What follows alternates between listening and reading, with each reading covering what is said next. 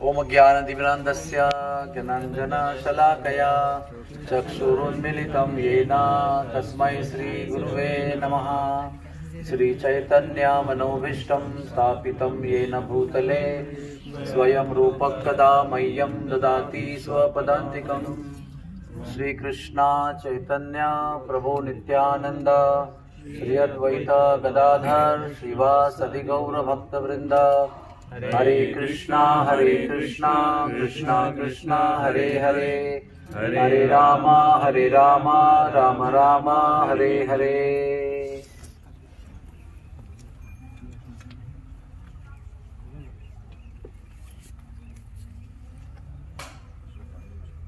कहते हैं साधु लोग आके ये अनंत कोटि के जन्म के पुण्य जब फलित होते हैं तो नंदगांव में प्रवेश मिलता है। और साधुओं में भी एक ऐसी मान्यता है कि जो साधु यहाँ पर तप कर सकता है वही सिद्ध साधु है। कारण क्या उसका? क्योंकि यहाँ के जो ग्वाल बाल हैं वो बहुत तंग करते हैं, प्रेम से करते हैं। तो उनके तंगी में रहकर भी जो भजन कर सकता है उनको पहले ये लोग सर्टिफिकेट देते हैं, बढ़िया संत हो आप। फिर बाहर से उनको सर्टिफिकेट मिलता है। वैसे ये बात भी बहुत प्रेम की बात है। ऐसे नंदगांव के ब्रजवासियों का कोई वो नहीं है, क्योंकि यहाँ के जो ग्वाल बाल हैं आज भी जो है वो भी बहुत छोड़ते नहीं आपको। अब आएंगे यहाँ पर तो तंग जरूर करेंगे आप, क्योंकि उनका वो जीन्स है। तो एक इतिहास में पुरातन काल में अनसुया देवी के पास ब्रह्मा विष्णु महेश उनकी परीक्षा करने गए थे, उनके सतीत्व की परीक्षा करने गए थे। तो सतीत्व की परीक्षा करने में अनुसुया देवी ने उनको अपने पति के पूजन किए हुए कमंडल से जल छिड़क कर उनको बालक बना दिया था, नग्न बालक बना दिया था। तो क्योंकि उनकी शर्त थी कि हम आपके साथ आपकी भिक्षा लेना चाहते हैं, लेकिन जब आप नग्न होकर हमको परोसेंगे तो हम लेंगे। तो समझ गई कि ये कुछ दाल में काला है। तो अपने पति के कमंडल का जल छिड़क के पहले उन्होंने ऋषि बन के आए हुए ब्रह्मा विष्णु महेश को स्वयं नग्न बालक बना दिया, और फिर कोई संकोच नहीं। इस तरह से उनका सतीत्व का श्रेष्ठत्व सिद्ध हुआ। लेकिन वो बालक बनकर वहीं परीक्षा करने गए थे ना, एग्जामिनर लोग वहीं पड़े रहे और बालक बन के खेलते रहे। फिर उनकी पत्नियां जो थी, जिन्होंने ये आग्रह किया था कि आप अगर पृथ्वी की किसी स्त्री को सर्वोच्च सती मान रहे हैं तो हमको उसका प्रमाण भी चाहिए, ताकि उनका गौरव तीनों लोकों में हो। वो ईर्ष्या के साथ में नहीं कहा था, अगर आप पृथ्वी की किसी स्त्री को सर्वोच्च सती होने का पद दे रहे हैं तो आप उनको प्रमाण भी दे दो, ताकि लोग उनको कुछ संकोच न करें। लेकिन 6 महीने तक जब ये पति लौट के नहीं आए तो फिर वो तीनों अत्रि मुनि का आश्रम में गई और उन्होंने अहिल्या, क्या नाम उनका, अनसुया देवी का दंडवत प्रणाम किया तीनों ने। क्योंकि ये लीला के माध्यम से तो वो सिद्ध हो ही गया था कि ये सर्वोच्च सती हैं। उनको प्रणाम किया और उन्होंने कहा हमारे पति कहाँ हैं? तो वो देखो खेल रहे। तो अपने पति की ऐसी अवस्था देखकर उनको काफी दुख हुआ और उन्होंने फिर विनती की, माता हमारे पतियों को लौटा दो। तो फिर उन्होंने अपने ही वही पति के उस दिन के पूजा के कमंडल से पूजित जल जो था वो उन पर छिड़का। तो फिर वो तीनों वापस ब्रह्मा विष्णु और महेश बन गए। तो फिर जब जाने का समय आया तो ब्रह्मा विष्णु महेश जो थे उन्होंने कहा कि 6 महीने तक हमने आपके मातृत्व का, वात्सल्य का अनुभव किया है, लेकिन हम आपके कोख से जन्म लेना चाहते हैं। ये तो वैसे नकली मातृत्व का अनुभव किया, हम आपके ही कोख से जन्म लेकर आपका ही बालक बनना चाहते हैं। तो फिर माता ने वरदान दिया कि हम आप तीनों को जन्म देंगे। तो ब्रह्मा जी चंद्रदेव के रूप में जन्म लिया, सोमदेव। विष्णु जी दत्तात्रेय के रूप में जन्म लिए और शंकर जी दुर्वासा मुनि के रूप में जन्म लिए। ये उनकी संतान है, इसलिए दत्त भगवान को दत्त अत्रेय कहते हैं। दत्त अत्रेय, अत्रि के पुत्र अत्रेय। तो इस तरह से ब्रह्मा विष्णु महेश उनके पुत्र बने।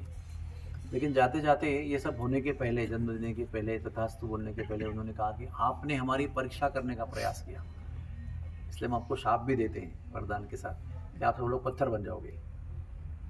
तो ब्रह्मा जी पत्थर बने बरसाने में, विष्णु जी पत्थर बने गोवर्धन के रूप में, और शंकर जी पत्थर बने नंदीश्वर के रूप में। तो तीनों जो सबसे बड़े देव हैं इस ब्रह्मांड के, वो तीनों ब्रज में आकर पत्थर बने हुए हैं। क्योंकि शंकर जी ने भी बड़ी तपस्या की थी ग्वाल बालों की रज प्राप्त करने के लिए, तो उसके फलस्वरूप उनको ये लीला हुई और उनको ब्रज में ग्वाल बालों के कृष्ण बलराम के चरण रज प्राप्त हुई और विष्णु जी गोवर्धन पर्वत बने। तो इस प्रकार से हम नंदगांव में आए हैं, जहाँ पर हमारे शंकर जी भगवान परम वैष्णव स्वयं पर्वत बनकर विराजमान है। नंदगांव भगवान की सख्य रस की और वात्सल्य रस की स्थली है। यहाँ पर सख्य रस और वात्सल्य का प्रदर्शन हुआ है। तो वात्सल्य रस में सबसे श्रेष्ठ कौन है? यशोदा माई। यशोदा माई वात्सल्य के लिस्ट में सबसे नंबर 1 पे है। और वो एक ही ऐसी महिला थी या गोपी थी जो कृष्ण को डांटने का साहस करती थी, और किसी ने भी, इतने भी लोग वात्सल्य रस में हैं, कभी भी कृष्ण को डांटने का साहस नहीं किया है। दूसरा नंबर जो है वो रोहिणी देवी का है, और तीसरा नंबर जो है वो बड़े गोपों की पत्नियों का है, जैसे उपनंद बाबा की पत्नी प्रभावती, तुंगी, ये सब जो है वो सभी उनका नंबर उसके बाद में। पहले यशोदा, फिर रोहिणी, फिर ये बड़ी गोपियाँ, उसके बाद नंद बाबा का नंबर आता है, और उसके बाद में फिर कुंती देवी का नंबर आता है। फिर वो ऐश्वर्य वात्सल्य का स्वरूप है। ये सब माधुर्य वात्सल्य का स्वरूप है। ये ब्रज का वात्सल्य, जिसमें भगवान भगवान है इसकी जानकारी नहीं है, ज्ञान नहीं है उनको। और कुंती देवी जैसे लोग जो हैं वो उनको भगवान भगवान है इसकी जानकारी है, फिर भी वात्सल्य है उनके मन में, क्योंकि वो बुआ थी कृष्ण की, तो उनको वात्सल्य था। तो यशोदा माई का सर्वश्रेष्ठ वात्सल्य ऐसा है कि वो एक ही व्यक्ति कृष्ण को डंडा दिखा सकती है, कृष्ण को दंड दे सकती है, सजा दे सकती है, डांट सकती है। मालूम में क्या बोलते हो? जब बालक के रूप में कृष्ण भगवान समय पर भोजन करने को नहीं आते, तभी वो छोटे से हैं, अभी तक गौ पालन करने के लिए उनका चयन नहीं हुआ है। लेकिन जैसे खेल रहे हैं ग्वाल बालों के संग, जो है ना, वो मग्न होकर खेल रहे हैं, उनको कि किसी प्यास भूख का कोई भान नहीं है। तो उसमें बाल लीला में ऐसा नियम था कि दोपहर में सारे ग्वाल बाल कृष्ण भगवान बलराम जी नंद बाबा के साथ भोजन करेंगे। तो जब दोपहर का समय होता था तो रोहिणी देवी पुकारने जाती है उनको, चलो कृष्ण बलराम, बाबा कब से आकर बैठे, हाथ पांव धोकर तैयार बैठे, आप अभी खेल रहे हो, चलो। तो क्या होता है बताओ? सुनाई नहीं पड़ता है। सुनते ही नहीं, ऐसा देखा ही नहीं। बहुत बार प्रयास करती है, लेकिन फिर वो चली जाती है। बोले यशोदा दीदी, अभी तुमको ही जाना पड़ेगा। वो सुन ही नहीं रहे मेरी बात। यशोदा देवी आती है और कैसे बोलती है, सड़क चाप, क्या कर रहे हो तुम? शर्म नहीं है तुम्हें? और से बाबा आके बैठे हुए।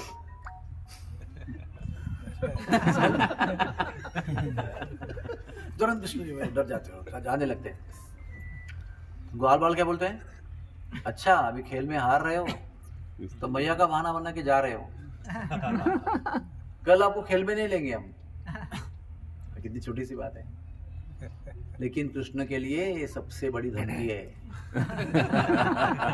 तो गोपियां कहेंगी कि राम का रूप नहीं दिखाएंगे तो हम कल से आपसे बात नहीं करेंगे। ये सबसे बड़ी धमकी है, सबसे बड़ा भय पैदा करने वाली धमकी है ये।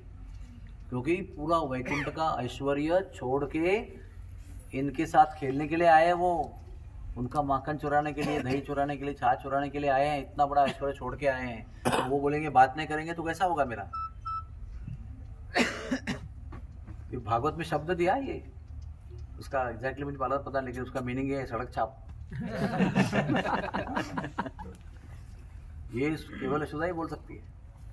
तो फिर वो जब भी जाने लगे तो ग्वाल वालों ने धमकी दिया तो वापस जाने लगे, फिर ये चिल्लाई, फिर आगे पीछे, फिर ले गई उनको। तो देखो शर्म नहीं आती तुम्हें, इतना धूल लगी हुई है, कुछ गंदे हो इतने, चलो वार्ड में जाके।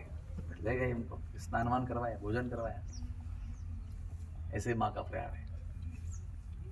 और सख्य लीला 5 प्रकार के सखाए उनके सब आ रहे थे।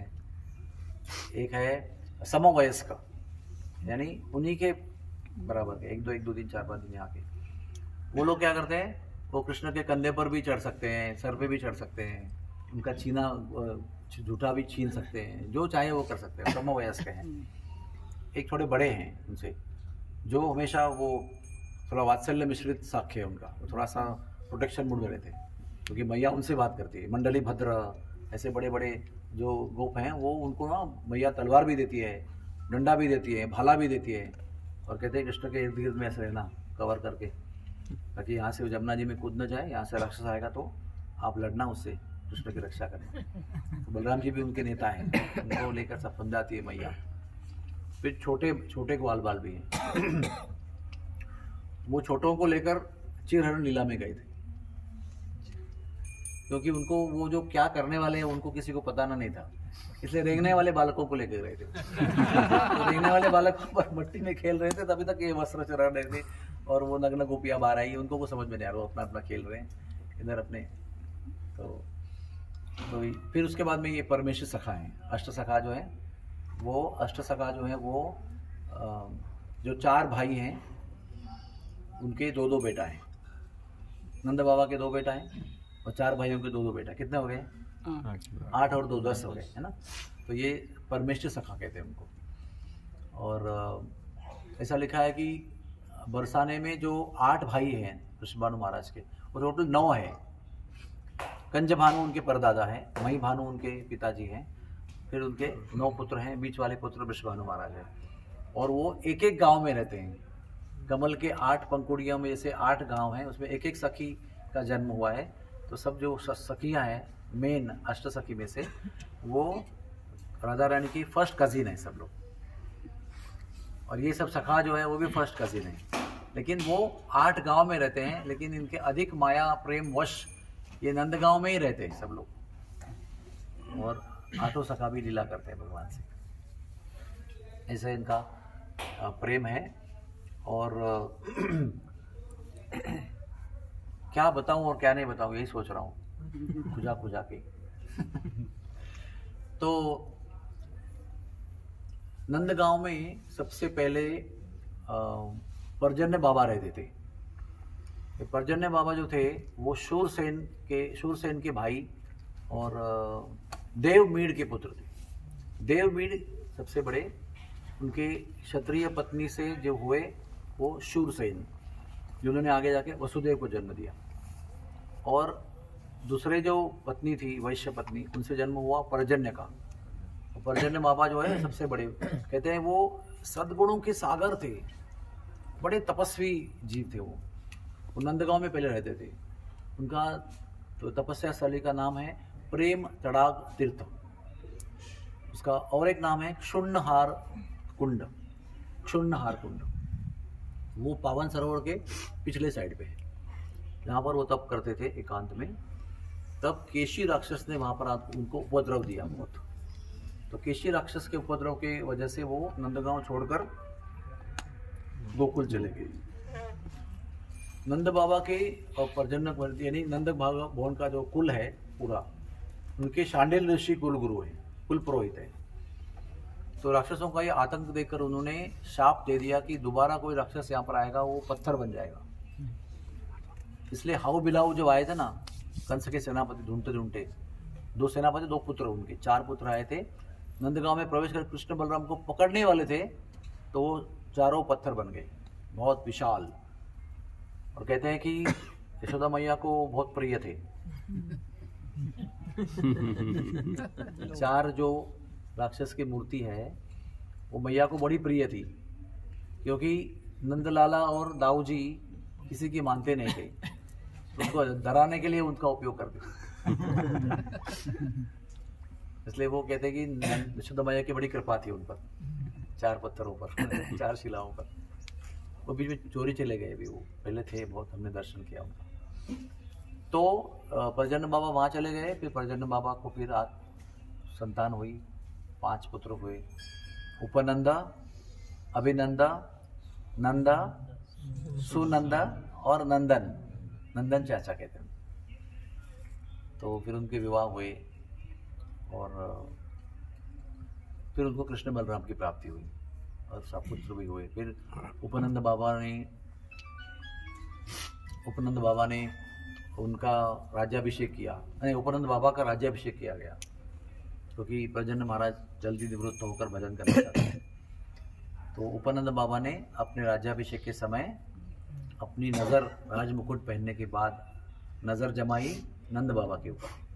बहुत देर तक प्रेम से निहारते रहे और सिंहासन से उठे और सीधे मजले भैया नंद बाबा के पास गए और सबके सामने अपना मुकुट उतार कर नंद बाबा को पहनाया और कहा कि पिताजी को कहा, पिताजी हम पांचों में सर्वश्रेष्ठ जो भाई है वो यही है, राजा बनने योग्य, सबसे लोकप्रिय, सबसे अधिक सर्वगुण संपन्न यही भाई है, ये राजा बनने के योग्य है।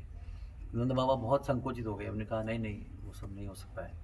उन्होंने कहा कि राजा होकर, राजा के नाते मैं आपको आदेश दे रहा हूँ, आप मेरे राजा का आदेश टाल नहीं सकते। तो उन्होंने भी कहा कि मैं भी एक शर्त है कि आपकी सलाह के बिना राज्य नहीं करूँगा। इस तरह से एक अद्भुत आदर्श घटना हुई, जो आज हमको आज के काल में एक घटना लोगों को पढ़ती रहनी चाहिए, सुनती रहनी चाहिए। क्योंकि आज के काल में एक भी भाई हो, 2 हो, 3 हो, एक बात निश्चित है, झगड़ा और वाद विवाद, स्वार्थ के ऊपर आधारित झगड़े, ये निश्चित है। खून खराबा भी होता है, गोलियां भी चलती हैं, भाई भाई भी लड़ते रहते हैं, जिंदगी भर मुंह नहीं देखते इसलिए।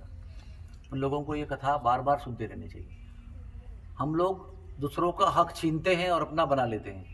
ये अपना हक दूसरे को दे रहे हैं प्रेम से। ये तभी हो सकता है जब हमारे जीवन में कृष्ण जब केंद्र स्थान में होते हैं, सर्वश्रेष्ठ हमारे जीवन में केंद्र कृष्ण होते हैं, तो ही ये सब हो सकता है। नहीं तो ये सब कपोल कल्पना है केवल, लेकिन ये सत्य है।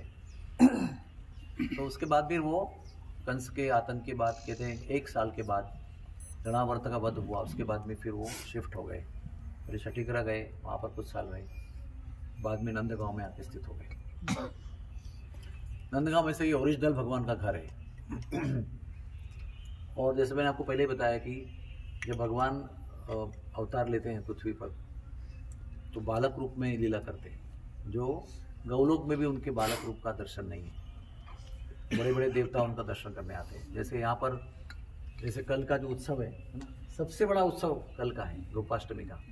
नंदगांव में कुछ लोग, अभी नंदगांव के पुरोहित गोसाई जो है वो अमेरिका में भी रहते हैं, दूर दूर देशों में भी कई कर्म धर्म सहयोग से जा चुके हैं, लेकिन गोपाष्टमी के दिन वहाँ से आते हैं और गोपाष्टमी यहाँ मनाते हैं। उनके लिए बहुत ज़्यादा महत्वपूर्ण उत्सव है, क्योंकि गौवें जो है वो नंद बाबा और नंदगांव भवन, नंदगांव के जीवन का एक अविभाज्य हिस्सा है। मुझे अभी भी याद है, गोपाष्टमी के समय नंदगांव के गोस्वामी जी हमारे घर पे आए थे, मुंबई में। नए घर लिया था मैंने मीरा रोड में, वो अभी वाला जो वशिष्ठ वाला। तो पहले आते ही वो पहले मेहमान आए हमारे घर पे, और वो 3 महीना रहे, और एक व्यक्ति नहीं, 3 पीढ़ी हमारे घर पे रहे, क्योंकि दादाजी का ऑपरेशन था हमारे पास, वो खार में उनका प्रोस्टेट का ऑपरेशन किया गया। कि प्रसंग में इसलिए बता रहा हूँ कि कितना गोपाष्टमी का महत्व है, इसके लिए बता रहा हूँ। तो वो कर्म धर्म सहयोग से वो गोपाष्टमी का समय था। अभी क्या करें, वो जैसे मैंने कहा ना, वो होली को मारो गोली, वैसे इनका ऑपरेशन करवाया, वैसे उनका भी अर्जेंट था। तो आए इस समय हमारे घर पे, और रमेश चंद्र गोस्वामी भी थे पुत्र, और पुत्र के पुत्र भी टर्न बाय टर्न रहे। जैसे तीनों पीढ़ी, कई लोग 5-6 लोग 3 महीने रहे। उसमें बीच में गोपाष्टमी का समय आया। तो मैं देख रहा था कि गोपाष्टमी के पूरे दिन सुबह 6 बजे से लेकर रात को 8 बजे अंधेरा होने तक ये लोग कांस्टेंट फ़ोन पे थे और पूछ रहे थे अब कहाँ चल रहा है, मगैया निकल गई है, अब कहाँ चल रहा है, वो यहाँ पहुँच गई है, अब कहाँ चल रहा है, भोजन करा रहे हैं, अब कहाँ चल रहा है, डब्बा लगा रहे हैं। ऐसे पूरा दिन का एक शेड्यूल होता है और पूरा दिन गैया सब जगह घूमती है, सब ग्वाल वालों के घर पे जाती है, उनको सब लोग खिलाते हैं, उनको बहुत श्रृंगार करते हैं, उनको शॉल पहनाते हैं, उनको पैरों में घुंघरू लगाते हैं, उनके पूंछ में मोर पंख लगाते हैं, उनके गले में घंटा बांध देते हैं, उनके अंदर सोने की कैप लगा देते हैं। नहीं, आज तो नहीं पहनते हैं, नंद बाबू पहनते थे। ऐसे श्रृंगार करके गायों को, हर आदमी श्रृंगार करते करते करते सबकी गायें जो है सबके घर पे जाती हैं, सब लोग उनको खिलाते हैं और कृष्ण बलराम के छवि बनाते हैं 2 बालकों को, और बड़े ग्वाल बाल उनको कंधे पर लेकर पूरा गांव घुमाते और जहाँ जहाँ जाते हैं गौओं के साथ में उनको भी खिलाते गोपाष्टमी के दिन। और फिर शाम के समय ये थोड़ा घूम वाम करके टेर कदम पे वो इकट्ठा हो जाते हैं। तो वो पूछ रहे हैं अभी क्या हो रहा है, अभी कौन सा पद गाया जा रहा है, क्योंकि सुबह हर समय के पद होते हैं, सुबह से लेकर दोपहर हर समय के अलग अलग पद होते हैं, अलग अलग भाव होता है। फिर वापस लौटने का भाव में शाम को इकट्ठा करते हैं और रात तक फोन पे थे वो। उनका शरीर मुंबई में था मेरे घर पे, लेकिन उनका आत्मा जो थी वो नंदगांव में थी। वो ऐसा है। फिर वो एक और चीज देखी उसी समय, यहाँ पर मैंने आपको बताया ना कथा, वहाँ पर कब बताई कथा, पीले पुकुर बताई ना कथा, राधा रानी को उड़दा मिला, फिर जाती थी यहाँ पर रावण सरोवर में भोजन बनाती थी। तो कहते हैं कभी कभी नहीं आ पाती थी वो, कभी कभी। तो उनको पता होता था कि में भी मैं 5 दिन छुट्टी पर हूँ, बाहर गाँव जा रहा हूँ, है ना। तो वो 5 दिन के लिए देख रहे कमरा कितना बड़ा है, इससे भी बड़े कमरा भर के लड्डू बना के जाती थी। उसको बंटा भोग कहते हैं। वो बंटा भोग जो है ना, वो आटे का बहुत सारी चीज सुंदर तरीके से बनता है और वो इतना बड़ा होता है ऐसा बंटा भोग। और उसका भाव ऐसा रहता है कि राधा रानी के भाव से उसको बनाया जाता है और वो उसको तुलसी चढ़ती नहीं है, वो रखे रहते बदलते रहते हैं उसको, कि दिन में रात में बीच रात में नींद से उठने पर जब भी मन करे तो वो होना चाहिए खाने के लिए। वो बंटा भोग है, उसका स्वाद अद्वितीय होता है, उसको कोई कंपेयर नहीं कर सकता है। अब दर्शन करने जाएंगे ना आप, तो दर्शन में बाबा हैं बीच में खड़े, बाबा के पास बड़े भैया दाऊ जी खड़े हैं, दाऊ जी के बाजू में कन्हैया खड़े हैं, कन्हैया के पास मैया खड़ी है, छोटा बालक के पास मैया, बड़े बालक के पास बाबा। ऐसा दर्शन है। और मैया के दाहिनी तरफ राधा रानी बहू के भाव में खड़ी है, स्नुषा यानी पुत्र की वधू के रूप में खड़ी है। और नंद बाबा के लेफ्ट साइड में, हमारे राइट साइड में 2 सखा खड़े हैं, धनसुखा मनसुखा, यानी श्रीदामा और मधुमंगल, है ना। वो भी ऐसे खड़े हैं, बांसुरी के रूप में खड़े हैं। लेकिन आप उनको कभी भी देखो, उनकी नजर कहीं और होती है। बात बताइए किसी पुजारी ने, है ना, बहुत सारे हमारे रमेश चंद्र जी हैं, बहुत सारे वो क्या नाम, भाई है बड़ी बिरजी बाबा थे, बिरजी बाबा पधार गए, घनश्याम बाबा थे, सब बताते हैं हमको। तो सुनो ना, आगे सुनो।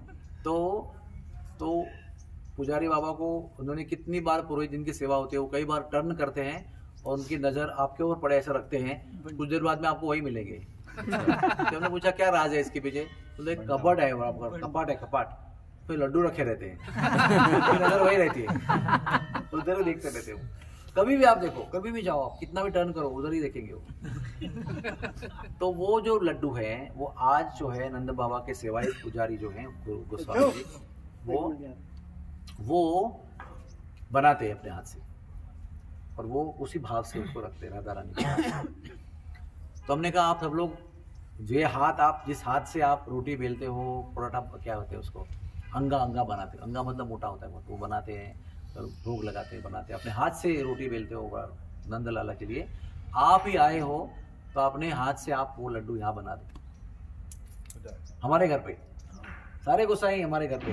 तो फिर उन्होंने सामान मंगवाया, हमने जो चाहिए वो लाके दिया, प्योर घी लाके दिया, जो भी है, और उन्हीं गोस्वामियों ने वही लड्डू हमारे घर पे बनाया।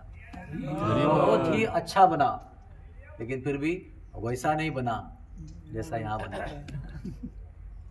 बहुत स्वादिष्ट बना, लेकिन यहाँ पर जो बनता है, यहाँ के रसोई में वो यही बनता है। यहाँ की हवा, यहाँ का पानी, यहाँ का खेत, यहाँ के खेत में बना हुआ गेहूँ, उसका आटा, जो भी आप कहो, यहाँ की गैया का यहाँ पर घास के बनाए हुआ दूध का दही और उसका घी, ये सब वहाँ डुप्लीकेट नहीं कर सकते। भले वही गोसाई है, वही हाथ है उनके, वही भाव है उनका, लेकिन फिर भी स्थान जो होता है ना उसका बहुत महत्व होता है। तो फिर शंकर जी महाराज पहले गोकुल में आए, वहाँ मैया ने रोका उनको, फिर दर्शन दिया। चित्तारण महादेव यहाँ पर भी ऋषि बनकर आए, और उनकी पत्नी जो है वो जब जिस दिन रोहिणी देवी गर्भवती थी और कंस ने वसुदेव देवकी को कैद कर लिया है ना, जेल में डाल दिया, उसी दिन आने वाले संकट को देखते हुए वसुदेव ने अपनी गर्भवती पत्नी को गुप्त रूप से अपने दोस्त के पास भेज दिया, गोकुल में भेज दिया। बड़े प्रेम से उन्होंने रखा, और जिस दिन रोहिणी देवी गर्भवती अवस्था में गोकुल में पहुंची, उसी दिन उज्जैन से तपोधन स्त्री पूर्णमासी मधुमंगल को लेकर गोकुल में पहुंची और अपना परिचय दिया। उसका तेज देखकर उन्हें परिचय दिया, मैं उज्जैन से आ रही हूँ, तब करके आ रही हूँ, और ये मेरा भतीजा है, मेरे भतीजे का पुत्र है ये मधुमंगल। तो उन्होंने तुरंत उनको वहाँ पर सहारा दिया, उनके लिए घर बनाया, जिसको कहते हैं पूर्णमासी पुरोहितानी आश्रम। और जो वो वहाँ से शिफ्ट हो गए यहाँ पर, तो यहाँ पर भी एक संकेत के पास आगे जाकर गहराई में एक वन है, उसका नाम है 2 मील वन। उसमें 2 मिलते हैं, इसलिए उसका नाम है 2 मील वन। 2 मील वन में ही एक सुंदर तालाब है, सरोवर है, और उसके पास में वो एक आश्रम है, जिसको भी यहाँ पर भी बनाया पूर्णमासी पुरोहितानी आश्रम। और जो पूर्णमासी जो है वो पार्वती देवी भवानी देवी का अवतार है, और कृष्ण लीला में उनको प्रवेश है, और वो कृष्ण लीला में सारी बुजुर्ग गोपियों की गुरु माता बनकर आती है। हर role is to be Guru of all Yashoda, Rohini, XYZ जो भी है। तो जब वो शंकर जी महाराज दर्शन करने के लिए भगवान का आए बालक रूप का, तो ऋषि का रूप धारण करके आए, और ऋषि का रूप में भी उनके ऊपर नाग और सब थे, हाथ में, गले में, सर पे। तो मैया के पास आए, बोले भगवती भिक्षान देही। तो मैया तुरंत मोती और सब धान वान लेके आई, पर आप सजा धजा कर बोले बाबा ले लो। बाबा कहते हैं कि मुझे ये भिक्षा नहीं चाहिए। तो एक पहली घंटी बजी, हाँ, खतरे की घंटी कि भाई साहब क्यों बाबा बोल रहे हैं? सब बाबा आते हैं, धान लेके चले जाते हैं, फल फूल लेकर।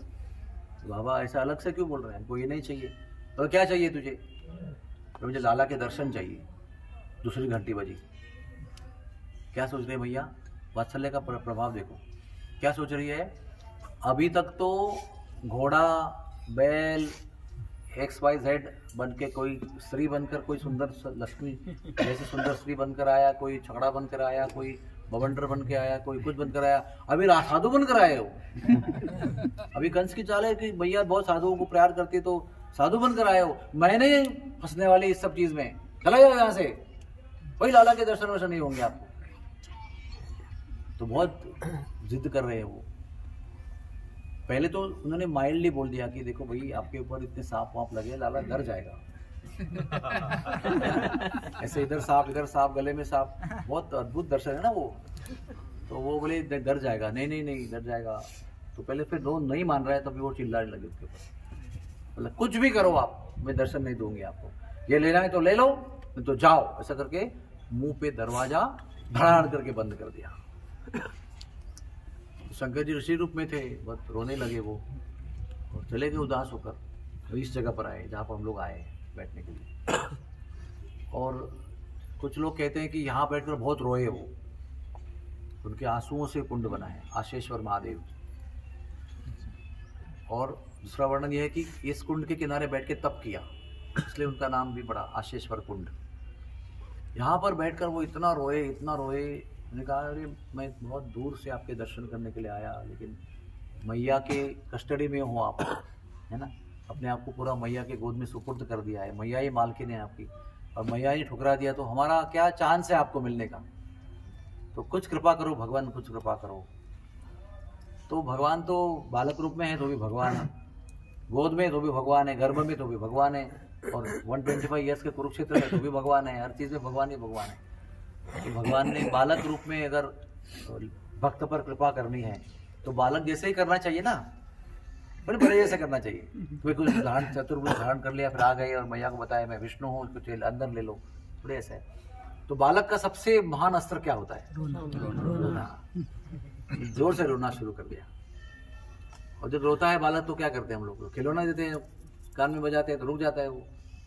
तो खिलौना दिया, नहीं रुका। फिर स्तनपान कराते हैं, भूख लगी होगी तो स्तनपान कराया तो लेता ही नहीं स्तनपान। फिर नाच नचाया, कुछ भी हर चीज किया जो रोज करते हैं, लेकिन एक एक करके सब फेल हो गया। और एक एक उपाय करने के बाद में पहले से ज्यादा जोर से रोने लगे हर एक उपाय के बाद। तो इतनी हलचल मच गई कि नंद भवन में सब काम रुक गया। लाला रो रहा है और रुकता नहीं है। सारी सखियां सब घर से आई, बोले क्या हुआ यशोदा मैया, क्या खिलाया, क्या पिलाया तूने, क्या किया? ऐसे करके बहुत सारा बोला। तो बोला पता नहीं क्या, मैंने कुछ नहीं किया, तब से रो रहा है, तब से रो रहा है, मैं कितना प्रयास कर रही हूँ। तो जब बालक रोता है ना तो अच्छा की दिमाग खराब हो जाती है। मैं ऋषिकेश में था, मेरे पास 2 महीने की बालिका थी उस समय। मैं डॉक्टर हूँ, मतलब समझता हूँ कि मैं जानता हूँ, लेकिन मैं नहीं जानता। We feel we know, but we came to know we don't know. तो हमारी बेटी जब रोती थी ना रात में कभी, तो दिमाग चलता नहीं था क्या हो रहा है, व्हाट इज द प्रॉब्लम, पेट में दुख रहा है, गले में दुख रहा है, किधर दुख रहा है, समझ में नहीं आता, कॉन्स्टिपेशन है क्या है। ऐसे बालक के रोने में शक्ति होती है। बालक का रोना बड़े बड़े को भ्रमित कर सकता है। वास्तव में कह रहा हूँ मैं, हम लोग यहाँ बैठ के हंस रहे हैं, लेकिन when child cries you don't know what to do, everything is, the world has become void for you। तो आप सोच रहे हैं कि हमारा तो अपना जैसे बालक है, कोई देवता तो है नहीं, यानी कोई अवतार तो है नहीं, ये तो स्वयं भगवान है और ये नंद बाबा के घर पे हो रहा है, तो कितना भगदड़ मच गई होगी। तो जैसे भगदड़ मचती है ना, तो वहाँ मचती है भगदड़ बरसाने में तो ललिता जी को बुलाया जाता है, यहाँ मचती है तो पूर्णमासी को बुलाया जाता है।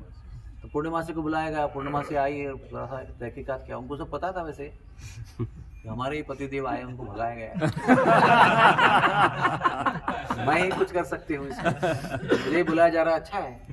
वो आई, थोड़ा सा बोलते डॉक्टर आते हैं विजिट में, कैसे करते हैं, थोड़ा हिस्ट्री लेते ना, क्या हुआ, कभी हुआ, कितने बजे से हुआ, शुरुआत कैसे हुई, बाद में क्या हुआ, थोड़ा हिस्ट्री लिया। अच्छा देखो ऐसा है कि तुमने जिस साधु को यहाँ से भगा दिया ना, बड़ी दूर से आया है, बड़ा तपस्वी साधु है, तुमने अच्छा नहीं किया उसको भगाया। तुमको इन साधुओं की शक्ति पता नहीं है, ये साधु अपनी कृपा से क्या नहीं कर सकते हैं, तुम्हारे रोते हुए बालक को रोना बंद करवा सकते हैं। अभी यशोदा देवी जाओ, साधुओं को बुलाओ, साधु को ही बुला लो, वही कुछ कर सकता है। अभी हम आप होते ना तो हम नहीं करते ऐसा, क्योंकि हमने उनको भगाया, तो हमारा अहम कहता है कि वो ठुकरा देगा हमारी बात। हमको पता है कि हमने उसको इतना अपमानित करके भगा दिया, तो वो क्यों आएगा। हम कहेंगे भाई ये बात छोड़ के कुछ भी बोल। यशोदा मैया का प्रेम देखो आप, बालक की सुरक्षा के लिए साधु को भगा दिया, बालक के हित के लिए ही साधु को बुलाने के लिए गोपियां भेजी। कहते हैं शिवजी भी बड़े चतुर थे, वो बहुत रोए, यहाँ पर बहुत रोए, बहुत रोए, बहुत रोए, अश्रु बहाकर, आशा, ये आशा से कि मैं ठाकुर जी को दर्शन करने आया हूँ, मेरी आशा पूर्ण हो जाए। तो जब गोपी आए तो पहले उन्होंने बोला कि मैं हम नहीं आ सकते, हम क्यों आए, आपने हमको भगा दिया। मन में तो जाना था लेकिन चले आए। आ गए तो रोते हुए बिलखते हुए बालक को गोद में लेकर मैया दरवाजा खोल कर आई। और आप सोच सकते हैं ऐसा होता है बालक ना, कभी यू स्टार्ट क्राइंग योरसेल्फ। ऐसे बालक को लेके आई और बड़ी परेशान है वो, और वही साधु सामने खड़ा है जिसको हमने भगा दिया था। तो शिवजी महाराज उस रूप में आए, उन्होंने बालक के चरणों को स्पर्श किया, स्पर्श करते ही बालक रोना बंद कर दिया, रोने के बदले मुस्कान दिया बहुत बड़ी। तो मैया इतनी खुश हो गई, मैंने भर भर के क्षमा मांगी कि मैंने आपको जाने को बोला, क्षमा कर देना। अभी क्या कहती है पता है, अभी कहती है कि चल रही योगी नंद भवन में, हाँ तुम इतना प्रभावशाली योगी है कि तुझे देख के हाथ लगाते ही बालक रोना बंद कर दिया, अभी तो यही रह जा, क्योंकि पता नहीं कब रोएगा, फिर पता नहीं तुम कहाँ मिलोगे। तो हे बाबा तुम नंद भवन में बस जाओ, मैं आपको वादा करती हूँ कि मैं इसको भोग लगाऊंगी, पहले आपको प्रसाद दूंगी, इसका अभिषेक का जल भी पहले आपको दूंगी, आपको जो चाहे तमन्ना पूरी कर दूंगी, मेरे घर के पास ही रहो आप। बड़ा सुंदर ब्रजवासी दुआ है वो चल रही होगी नंद भवन में कि तो आप सोच सकते हैं बालक को रोने से रुकाने वाला क्या होता है? खिलौना। तो महादेव शंकर जी जो है लाला के लिए खिलौना बने ताकि मैया कब भी यूज करें, उन्हें कब भी यूज कर सकते हैं। खिलौना हम लोग फेंकते नहीं ना, रख देते हैं और उसको जब चाहे हिलाते हैं ताकि बच्चा कभी भी रोएगा तो हिला देते हैं उसको। तो मैया की विनती से ये महादेव जो अभी इनका नाम पड़ गया आशेश्वर महादेव, वो जाके नंद भवन में बस गए तो नाम पड़ा नंदीश्वर महादेव। आज भी नंद बाबा नंद लाला का महाप्रसाद पहले नंदीश्वर महादेव को देते हैं, अभिषेक का जल पहले उन पर सिंचित कर देते हैं। तो शंकर जी महादेव हमको सिखा रहे हैं कि भगवान के सामने कोई गर्व नहीं करना चाहिए कि मैं महादेव हूँ, मैं पढ़ा लिखा हूँ, मैं ये हूँ, मैं अधिकारी हूँ। वो हमको दिखा रहे हैं कि अप्राप्य दुर्लभ भगवान को, सुदुर्लभ भगवान को प्राप्त करने के लिए क्या करना चाहिए, किस चीज से वो वश में आते हैं, जो किसी के वश में नहीं आते। उसका नाम अधोक्षज है। हमारे किसी भी इंद्रियों के पकड़ में नहीं आते हो, किसी भी चाल में पकड़ में नहीं आते, किसी भी पद्धति में नहीं पकड़ में आते हैं, केवल प्रेम की पद्धति में वो पकड़ में आते हैं। तो जिनको ठुकरा दिया गया है उनको भी कभी निराश नहीं होना चाहिए। हमारे हॉस्पिटल में एक साल था जिसमें हॉस्पिटल बंद हो गया था, हाँ 2003 17 सितंबर को हमारा हॉस्पिटल किसी कारण बंद हो गया था। और 31 जनवरी 2004 को हमारे गुरुदेव बंद हॉस्पिटल में आए थे मिलने के लिए। जब हॉस्पिटल में आए थे सब लोग निराश थे हम लोग, क्योंकि हमारा भविष्य भी खत्म हो गया, अभी हॉस्पिटल बंद हो गया, कभी खुलेगा नहीं खुलेगा पता नहीं था। तो उस समय हमारे गुरुदेव ने एक बात कही थी, सब लोग ध्यान से सुनो। When we see hope in the most hopeless condition, we attract the mercy of the Lord. जब हम सबसे होपलेस निराश स्थिति में भी भगवान के भरोसे पर आशा रखते हैं तो उस समय कृष्ण की कृपा हमारी ओर आकर्षित हो जाती है। तो ये कैसी कंडीशन है? मैया की पूरी कंट्रोल में ठाकुर जी हैं और मैया ने आपको डांट के भगा दिया है, तो आपको ठाकुर जी को मिलने का कोई चांस नहीं। ऐसे कंडीशन में कैसे जो हो नहीं सकती है वो होने के लिए क्या करना चाहिए, वो यहाँ पर हमारे भोले बाबा ने यहाँ पर उदाहरण स्थापन किया है। आंसू की बात की थी ना हमने प्रेम सरोवर में, तो ये आंसू जो है ना ये बहुत महत्वपूर्ण है। ये आंसू जब बहते हैं तो कृष्ण भी उसमें पिघल जाते हैं। एक तो अविद्या दूर होने की बात तो दूर की बात है, अविद्या दूर होना यानी कि मैं शरीर हूँ आत्मा नहीं हूँ, ये जो अविद्या है ये मुक्त तो करा देती है वो अश्रु, लेकिन ये अश्रु ठाकुर जी को पिघला कर अपना बना लेते हैं। अश्रुओं से ही बना तला प्रभु जी से प्रमाण दे रहे ना, वही बता रहा था मैं उनको। तात्पर्य इसका ये है कि ये आंसू भौतिक विश्व की वस्तुओं के लिए भगाने के क्या कहते हैं बहाने के बजाय ठाकुर जी के लिए बहाने की कोशिश करो। नकली करने की जरूरत नहीं है, नकली निकालने की जरूरत नहीं है। उसको कहते हैं नकराश्रु। नकर यानी वो क्रोकोडाइल, उसके आंख में हमेशा आंसू रहते हैं लेकिन वो आंसू छोटे आंसू रहते हैं वो, तो वो नकराश्रु जरूरत नहीं है। जब आएंगे तब कोई प्रॉब्लम नहीं है। हाँ, नयनम गलदश्रु धारया वदनम गदगद रुदया गिरम, उसका नकल नहीं करना चाहिए जब भी होंगे। और वैसे उसके लिए क्या कहते हैं उसको, should not Aspire for also, ambition रखना नहीं चाहिए। लेकिन जब भी आंसू का प्रसंग आता है तो वो ठाकुर जी के लिए होनी चाहिए, क्योंकि वही आंसू आपकी अविद्या को नष्ट करेंगे और ठाकुर जी भी आपके हो जाएंगे। अपनारा बोली कहते हैं ना, अपनारा बोली वो इन्हीं से होता है। तो शिव जी महाराज जी 2 मिनट रुको ना, तो मैं आपको बुलाऊंगा, आप क्या कहते हैं व्याकुल मत हो जाओ। नहीं व्याकुल नहीं प्रभु, हमको पर ठाकुर जी की लीला में रुको आप रुको। तो आश्वेश्वर महादेव जी हमारे लिए बहुत बड़ा आदर्श हैं, उनको 1000 बार दंडवत करते हैं, क्योंकि वो इतने, इनका यहाँ पर स्थान जो है इतना महान स्थान है कि सारे ब्रजवासी आश्वेश्वर बाबा को मानते हैं। और अभी से पहले से यहाँ पर अभी प्रचंड भीड़ अभी लगने लगी है और ज़्यादा तेजस्वी लगने लगे आश्वेश्वर महादेव जी। तो शंकर भगवान जो है वो 4 रूप में ब्रज में रहते हैं प्रमुख, जो वज्रनाभ ने बनाए। प्रभु जी 5 रूप में, 5 बता रहा हूँ ना, रुको ना, आप 4 बोल रहे हैं, 5। जो हमारे गुरुजी बताते हैं वो हम रिपीट कर रहे हैं। बाकी आगे एक भूतेश्वर महादेव हैं मथुरा में, एक भोपेश्वर महादेव हैं वो वृंदावन में है, एक चक्रेश्वर महादेव हैं वो गोवर्धन में है, और काम वन में कामेश्वर महादेव है। उसके बाद में अशीश्वर महादेव है, नंदीश्वर महादेव हैं, और फिर अनंत महादेव हैं। 5 जगह बनाए। कारण क्या है उसका? क्योंकि शिव जी ने और पार्वती जी ने मिलकर त्रैमासिक व्रत किया था, जिसका ब्रह्म वैवर्त में वर्णन आता है। बहुत विशाल और क्या विस्तृत रूप में वो व्रत था, बहुत कठिन व्रत था, 90 दिन का, अलग अलग हर दिन का व्रत था। वो पार्वती जी ने गणों की सहायता से मानसरोवर में सौगंधिका फूलों को बनाकर, हर दिन एक नियम था इतने फूल अर्पण करने हैं, 1000 पंखुड़ियों का एक कमल है वो, सौगंधिका नाम है उसका। ऐसे 3 महीने तक व्रत किया, तो उसके अंत में ठाकुर जी राधा रानी प्रसन्न हो गए और दर्शन दिया उनको, और उनको ये वरदान दिया कि आप ब्रज में कहीं भी रह सकते हो, कोई सीमित जगह नहीं, ब्रज में कहीं भी आपका मन हो रह सकते हो। तो इसलिए शिव जी और पार्वती जी के कई हजारों मंदिर शिव जी ब्रज में हैं, और सब बोनाफाइड है, क्योंकि वहाँ पर भगवान ने उनको निवास का आदेश दिया है। उनके पुत्र को, गणेश जी को, जो एक लीला के माध्यम से रहने का परमिशन दिया है काम्य वन में, तो गणेश जी काम्य वन में निवास करते हैं। और फिर यहाँ पर पावन सरोवर है, अभी आपको संक्षेप बताता हूँ, संक्षेप में सब बताना पड़ेगा ना, अभी सब जगह जाएंगे दर्शन करने के लिए। तो पावन सरोवर पहले नंद सरोवर के रूप में जानते थे उसको, नंद बाबा का प्राइवेट सरोवर है, रोज वहाँ स्नान करते हैं। एक दिन प्रयागराज निकले स्नान करने के लिए, तो वो दिन था वैशाख शुद्ध द्वितीया, जब निकल रहे थे। कैसे मालूम पड़ा ठाकुर जी को बाबा निकल रहे? क्योंकि मैया मठरी बना रही थी वो दिन। तो मठरी जो है ना, वो एक तला हुआ पदार्थ होता है, नमकीन होता है, वो सफर में उसको जाने के लिए बनाते हैं, वो दिन टिकता है वो। तो वो पूछ रहे क्या बना रही है वो? तो बोले मठरी बना रही है। मठरी क्या होती है? बोले सफर में बनती है। तो कौन सफर में जा रहे हैं? बोले बाबा जा रहे हैं प्रयागराज। बोले क्यों जा रहे हैं? बोले वो प्रयागराज में स्नान करने आए। तो जब भी ब्रजवासी लोगों को बाहर जाने की इच्छा होती है, ठाकुर जी को अच्छा नहीं लगता है।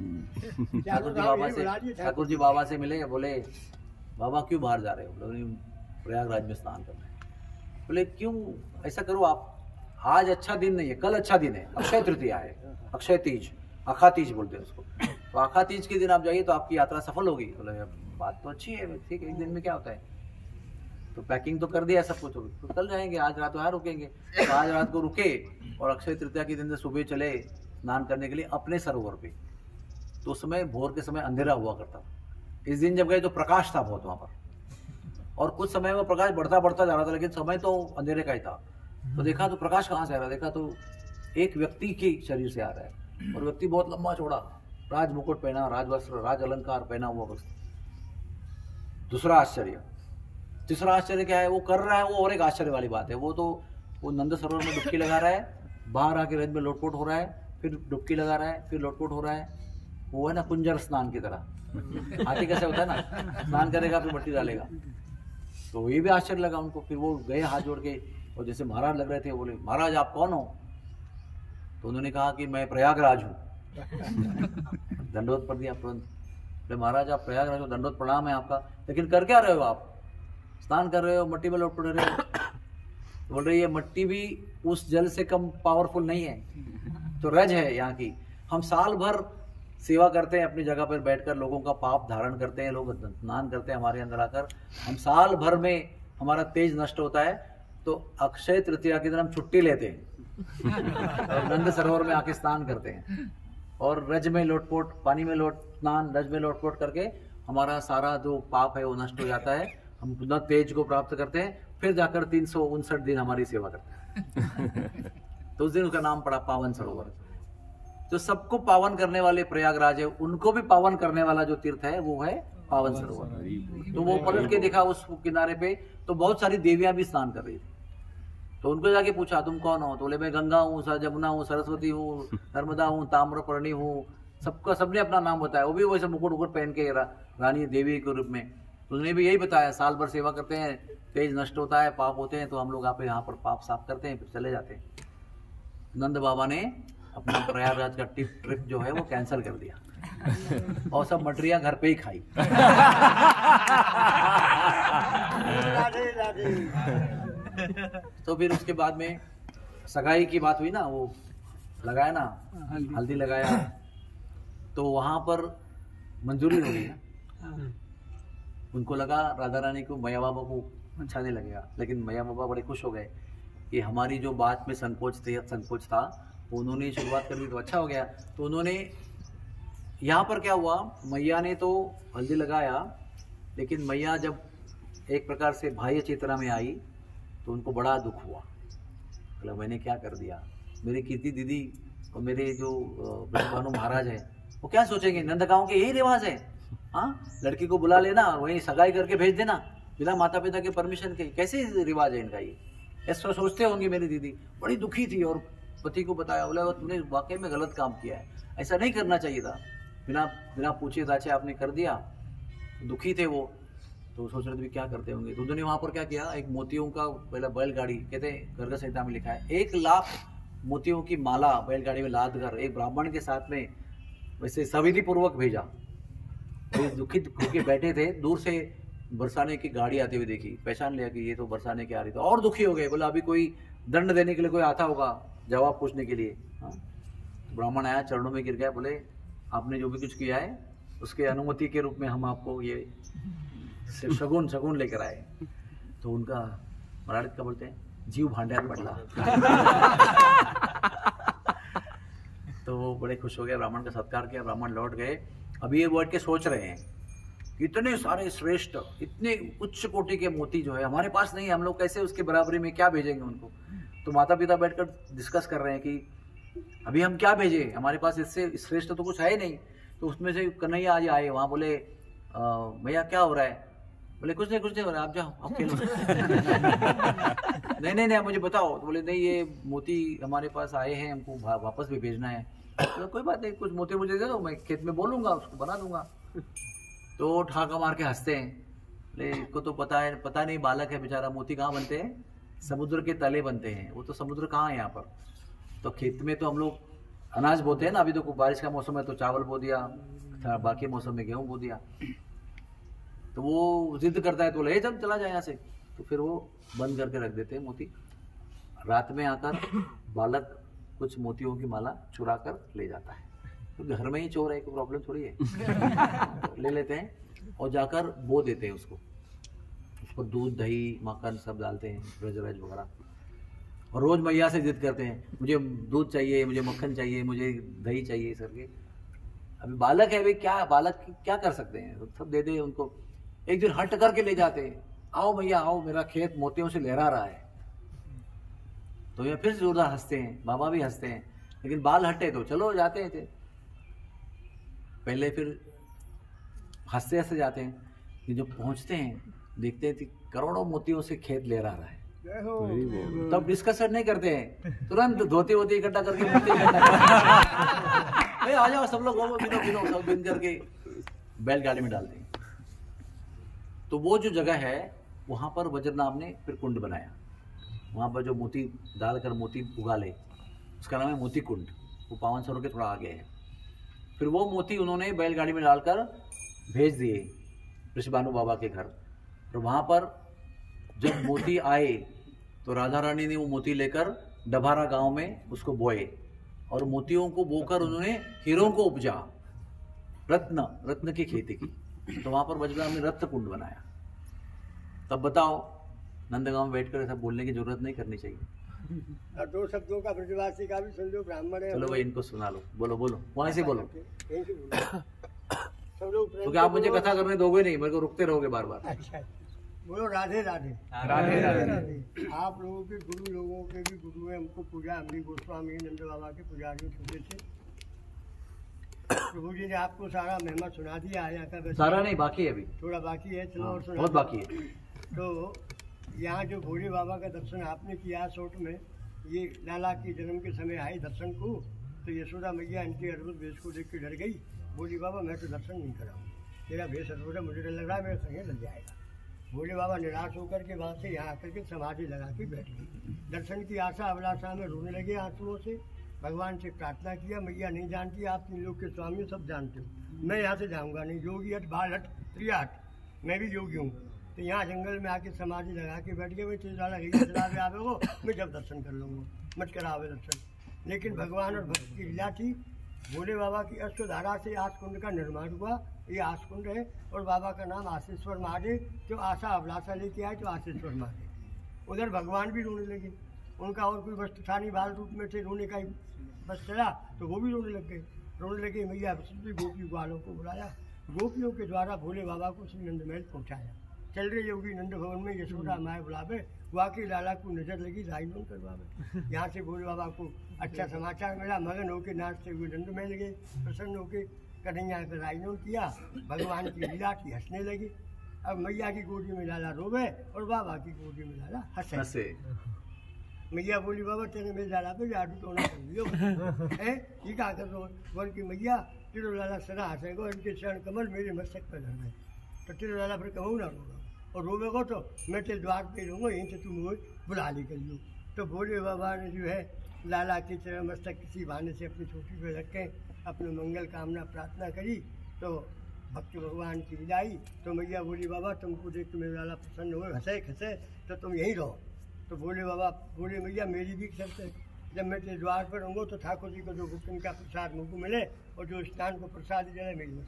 आज भी वो सेवा बराबर चलती है नंद महल में ठाकुर जी के लिए। तो ब्रज में उसी समय से 5 जगह विराजमान है, नंदगांव नंदीश्वर, कामन कामेश्वर, वृंदावन गोपेश्वर, मथुरा की भूतेश्वर, गोवर्धन चक्रेश्वर, और ये नंदगांव नंदीश्वर आशेश्वर। इसलिए आशा पूर्ण हुआ। तो आने वाले भक्तों का भी ऐसा वरदान है, यह आशा पूर्ण होता है, इसमें कोई संशय नहीं है। अब आप 1 मिनट के लिए हाथ जोड़ेंगे और सब तीर्थों के लिए यात्रा पूर्ण करेंगे। 2 शब्दों से हम जैसे बोलेंगे, आप सब लोग बोलो, हमारे नंदगाम धाम के नंद बाबा के यशोदा मैया के कृष्ण कन्हैया के मैया के राधा रानी के बाल सखान के वासिन के भक्तन के गुरु महाराज के माता पिता के धाम के दर्शन यात्रा परिक्रमा परिपूर्ण हे नंद बाबा शक्ति देना, शक्ति देना, फिर बुलाना और भक्ति देना, फल वस्तु फल वस्तु फल वस्तु। इतना बोलने से आप लोगों का तीर्थ यात्रा परिक्रमा पूर्ण होता है। यहाँ का मुख्य मातम ब्रज 84 कोट में 4 गांव धाम, गोवर्धन, वृंदावन, बरसानो, नंदगांव। चारों धामों में सबसे श्रेष्ठ बरसानो नंदगांव।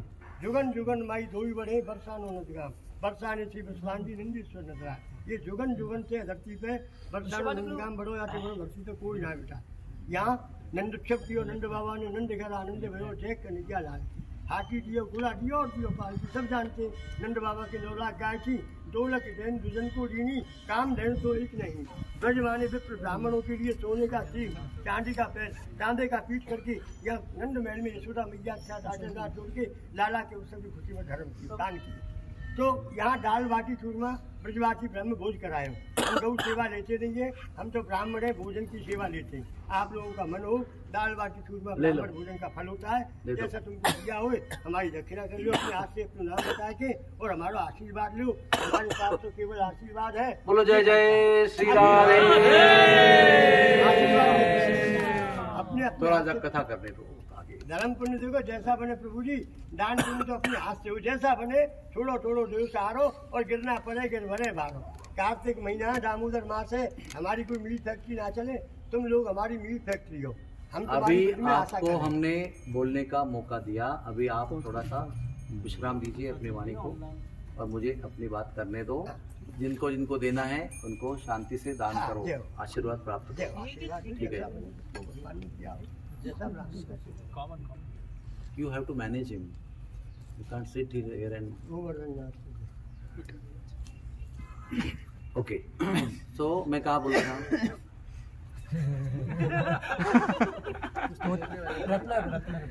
हाँ, तो राधा रानी ने मोतियों को बोकर रत्नों की खेती की। अभी जब हम आ रहे थे ना यहाँ पर, तो जब टर्न किया हमने तो वहाँ पर एक मंदिर, उसका नाम है नृत्य गोपाल। नृत्य गोपाल के मंदिर में नंदगांव के गोसाइयों की ब्राह्मण दीक्षा होती है। और नंद बाबा की सेवा में उनको प्रवेश दिया जाता है।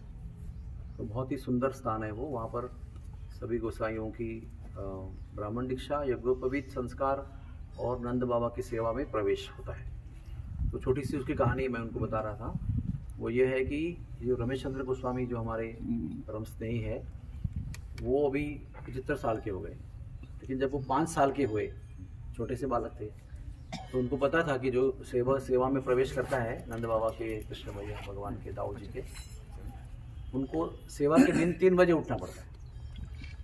तो जब इनका समय आया दीक्षा का, तो वो बहुत दुखी थे कि मुझे 3 बजे उठना पड़ेगा, कैसे उठ पाऊंगा। ऐसा नहीं कि मुझे उठना नहीं है, लेकिन मैं कैसे उठ पाऊंगा, मुझे तो छोटा सा हूँ, कैसे। तो उनकी मैया ने उनको बताया कि आप यशोदा मैया के पास जाओ, जो ऑल्टर में है ना, यशोदा मैया के पास जाओ, उनसे प्रार्थना करो कि आपकी सेवा में प्रवेश हो रहा है, तो मुझे आप 3 बजे जगाया करो। तो छोटा सा बालक, नन्ना सा, निरागस कहते हैं ना उसको, क्या बोलते हैं हिंदी में, क्या बोलते हैं हिंदी में, क्या बोलते हैं, इनोसेंट, मासूम बालक मासूमियत से यशोदा मैया के पास गया और बोला, मैया मुझे सेवा में आना है, आप मुझे 3 बजे जगाया करो। और फिर उनकी ब्राह्मण दीक्षा हुई, और जैसे ही दीक्षा हुई, जब सेवा का दिन आया, तब से अपने आप 3 बजे जगने लगे। आज भी वो 2:30 बजे उठते हैं और भजन करते हैं। नृत्य के बाद 8 घंटा भजन करते हैं। तो नित्य गोपाल का मंदिर वो है। उसके बाद राइट में आपने एक विशाल कुंड देखा होगा, पता नहीं देखा नहीं होगा, वो कृष्ण कुंड है। और उसकी महिमा ऐसी है कि जब लाला छोटे से थे ना, तभी यशोदा मैया, रोहिणी मैया कृष्ण बलराम को छोटे से स्नान कराया करती थी अपने कुंड में। कहाँ कुंड का नाम क्या है? यशोदा कुंड। वो भी है नंदगांव में। तो वो कुंड में जब स्नान किया करते थे, छोटे स्नान करते थे, लेकिन थोड़े बड़े हो गए तो भी आते थे साथ में, लेकिन दांत कुल्ला करने के बाद गायब हो जाते थे। दांत हो गया तो स्नान का समय में क्या होता है बताओ? जब स्नान का समय आता है तो कपड़े उतारे जाते हैं। तो कपड़े उतारने का समय आते ही और थोड़ी देर बाद लौट के आते थे, तो भैया स्नान हो गया हमारा। तो यशोदा मैया बड़ी अचंभित हुआ करती थी, ऐसे क्यों कर रहे हैं? तो वो साथ में डिस्कस करती थी अपनी सखियों के साथ में, ऐसा ऐसा कर रहे हैं। एक सखी ने कहा, मैया वो बड़े हो गए, अभी वो शर्मा रही है, संकोच हो रहा है उनको। तो ये बात फिर उन्हें बाबा से कही। बाबा अभी बालक, वो बहुत वर्णन किया है, हमारे जीव गोस्वामी बहुत अच्छा वर्णन करते। वो कहते हैं उनका अभी जो बगलबंदी है वो भी टाइट हो रही है, उनके बटन भी टूट रहे हैं, उनका शरीर भी विस्तारित हो रहा है ना, हल्के हल्के बाल भी उठो के पर आ रहे हैं। थोड़ा सा अच्छा वर्णन किया उनका बढ़ते हुए शरीर का।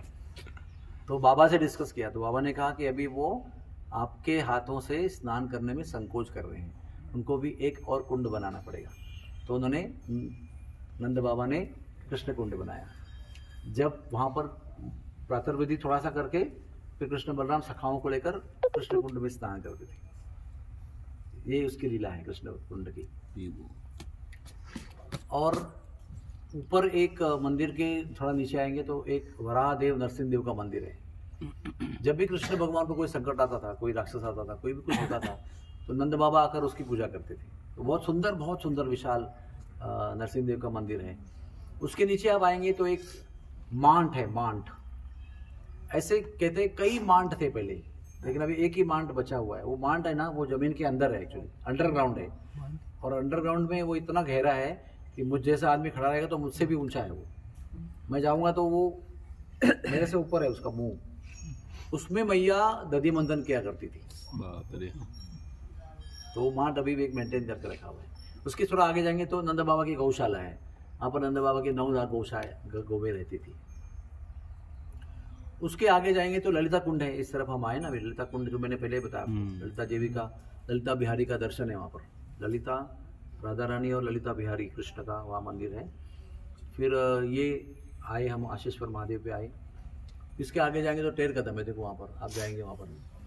तो वो टेर कदम वो वही जगह है जहाँ पर मैं बताते बताते रह गया आपको कि गोपाष्टमी के दिन, पहले दिन जब कृष्ण भगवान चले गए ना, अभी लंबी कथा कल बताएंगे महाराज, वो कथा बताएंगे तो शाम तक वही कथा चलेगी, इतनी लंबी कथा है वो। तो उसमें कृष्ण भगवान पहली बार दूर जाएंगे, है ना, वत्सपाल लीला में क्या नियम था, उधर ना नंद भवन के ऊपर एक छतरी, उसका नाम है यशोदा बैठक। वो छतरी की इतनी इतनी महिमा है, अगाध महिमा है, क्योंकि मैया बालक को वत्सपाल चारण करने के छोड़ने के बाद हर 10 मिनट में ऊपर जाके देखती थी किधर है, तो कुछ चिंता लगी रहती कहाँ पर है कहाँ पर है। तो नियम था कि वहां से चारों दिशाओं में मैया जहां भी देखेगी वहां नजर कहाँ तक पहुंचेगी वहीं तक आपको जाना है, उसके नजर के परे जाना नहीं है। यह उनका सीसीटीवी था, यशोदा सीसीटीवी, जो सब जगह पर वो देखती थी कहाँ पर है, फिर देख के नीचे आती थी। 2 चीजें देखती थी, एक कहाँ है लाला हमारा, एक आकाश में देखती थी सूरज इतने ऊपर क्यों है, समझ में आया। वो वत्सपाल लीला में ऊपर आने की प्रतीक्षा करती थी, क्योंकि नियम क्या था, लंच में घर पे आना है। वत्सपाल लीला हाफ डे की होती थी, पास में होती थी, और उसमें बहुत सारा कॉर्डन होता था, बहुत सारे बड़े ग्वाल बाल भी ऐसे जाते थे साइड में और बीच में चलते थे, और बच्चों का ही खाली देखभाल करना है उनको, लेकिन बड़े भी जाते थे उनकी देखभाल करने के लिए, ताकि एक शरारती लड़का कहीं कुछ चले न जाए। बलराम जी को खास बोलते थे, तुमको देखना है कि ये नदी में कूद न जाए, वो शरारती है, कोई छूट जाएगा। तो ये वत्सपाल लीला में होता था, पास में जाना है, दोपहर में लौट के आना है, बाबा के साथ भोजन करना है। लेकिन गऊ चारण जो होता है ना, वो गऊओं को लंबा चराना पड़ता है, तो यानी सुबह जाएगा तो शाम को लौट के आएगा और सीसीटीवी के लिमिट के बाहर जाएगा। तो जिस दिन गोपाष्टमी का उत्सव हुआ और बड़ा समारंभ पूर्वक, बड़ी विधि पूर्वक उनका शांडिल्य मुनि के साथ में बहुत सुंदर रत्नों से भरी छड़ी देकर उनको ये उत्सव संपन्न कराया। जब जाने का समय आया ना, तो वत्स जो थे ना वो भी खड़े हैं उधर, वो थोड़ी छोड़ेंगे, वो उन्होंने जाकर तो उकसाया था मैया बाबा को उनके, वो कहते थे इतना आनंद आता है कृष्ण के साथ। तो वो जो बाल बाल थे ना बड़े वाले, उनको वो गैया बैल कंप्लेंट करते थे, भाई तुम्हारे साथ जा जाके बोर हो गया हमको। वो बालक आके रोज इतनी कहानी बताते हैं, कन्हैया ने ये किया, कन्हैया वो किया, हमको भी उनके साथ जाना है। ठीक है, तो घर पे आके रोज डिस्कशन, ये कंप्लेंट हो रही है, गैया भी हमें कंप्लेंट कर रही है, ग्वाल बाल भी आके बोल रहे हैं ऐसा वैसा ऐसा बहुत दिन से, और कन्हैया भी आके बोल रहे हैं। कोई कन्हैया को बालक क्या बोल रहे हैं पता है आपको, वो बोल रहे हैं लाला तू ना बड़ा तो हो गया है, लेकिन मैया बाबा को तेरे को श्रद्धा नहीं है कि तू कर पाएगा, तेरे बस की बात ना है, ये कॉन्फिडेंस है तेरे अंदर है, ये क्षमता, ये उनको विश्वास नहीं इसके ऊपर, इसलिए वो तुमको अभी बड़ी आयु का जिम्मेदारी नहीं दे रहे। तो रोज खिंचाते थे उसको। एक दिन बहुत नाराज हो गया है, बहुत, क्योंकि रोज के ताने सुन सुन के मैं काबिल नहीं हूँ, मैं कर सकता हूँ ऐसा वैसा, बड़ा हो गया हूँ मैं अभी। तो एक दिन जो है ना, उनको इतना खिंचाया ग्वाल वालों ने कि वो बहुत नाराज हो गया।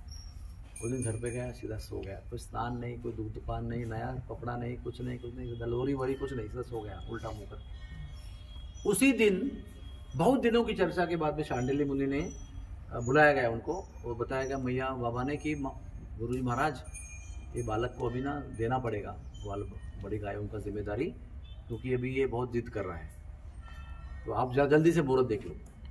तो मुनि जी कहते हैं कल ही तो मुहूर्त है।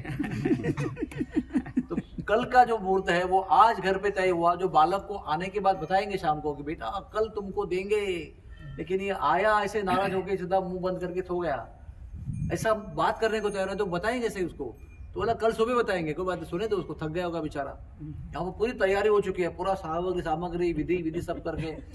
और ये बात जो है ब्रज में सब जगह फैल गए थे, क्योंकि बड़े गोपों को पता था कि कल है। तो जब ग्वाल बाल घर गए तो उनको पता है, सबको पता है, सिवाय कृष्ण को नहीं पता। तो सवेरे ही इनका अलार्म बजता है कृष्ण का, पता है आपको। पहले सुबह उठ के मुरली बजाते हैं और सब ग्वाल बाल मुरली की आवाज सुन के जग जाते हैं, फिर तैयार होके आते हैं। उस दिन मुरली नहीं बजी, फिर नाराज है हमारे कन्हैया, वहाँ अलार्म क्लॉक बंद पड़ गया उस दिन। लेकिन फिर भी आपको पता है, जब आप रोज एक समय पे उठते हो और एक दिन आपका मोबाइल डिस्चार्ज हो गया होगा, फिर भी आप उस समय उठते हो, क्योंकि वो आदत बनती है, बिना घंटे के ही जग जाते हैं। तो वैसे ही जग जाए, और सबको तो उत्साह था ही कि भाई आज गौओं का जिम्मेदारी मिलने वाली है। तो वो सब लोग सज धज के, और सारी गायें जो है वो भी सज धज के, और पूरा श्रृंगार करके, आप जाने दो, पूरा डिजिटल वर्णन करने को समय नहीं है। लेकिन मेरा कहने का मतलब था कि जब वो निकलने लगे ना तो मैया को बहुत टेंशन था कि आज मेरे सीसीटीवी के बाहर जाएगा ये। और उनको भी ना ये पता था कि ये कितने दिन मैया की निगरानी में करेंगे।